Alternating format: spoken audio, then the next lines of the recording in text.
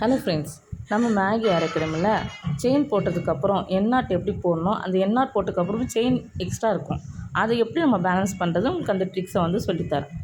ஒரு செயின் முடிச்சதுக்கப்புறம் ஒரு செயின் இழுத்துட்டு பக்கத்துலேயே ஒரு செயின் சரியில் போட்டுட்டு ஃபஸ்ட்டு போட்டிங்க இல்லையா செயின், அந்த செயினை வந்து நீடில் பிடிச்சிக்கிட்டு செகண்ட் போட்ட செயினை இழுத்தோன்னா நாட் விழுந்துடும்.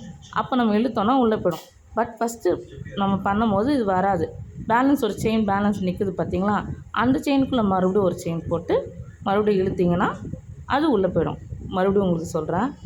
ஃபஸ்ட்டு ஒரு செயின் எண்ணாட்டுக்கு, தென் அகெயின் ஒரு செயின், அந்த செயின் வந்து நம்ம ஃபஸ்ட்டு போட்ட செயினோட பெருசாக இழுத்துட்டு தென் நீடில் வந்து பேக் வேல் இழுத்துட்டு வந்து ஃபஸ்ட்டு ஒரு செயின் போட்டோன்னே அந்த செயினை பிடிச்சிக்கணும். பிடிச்சிட்டோன்னா செகண்ட் போட்ட செயின் இழுத்தா இந்த மாதிரி ஒரு நாட் விழுந்துடும். இது இழுத்தா வராது, ஸோ பெருசாகவே நிற்கும். அதனால் அகெயின் ஒரு செயின் அதே மாதிரி பெருசாக இழுத்துட்டு மறுபடியும் அந்த சின்ன செயினை நீடில் பிடிச்சிட்டு இழுத்திங்கன்னா நாட்டு உள்ளே விழுந்துடும்.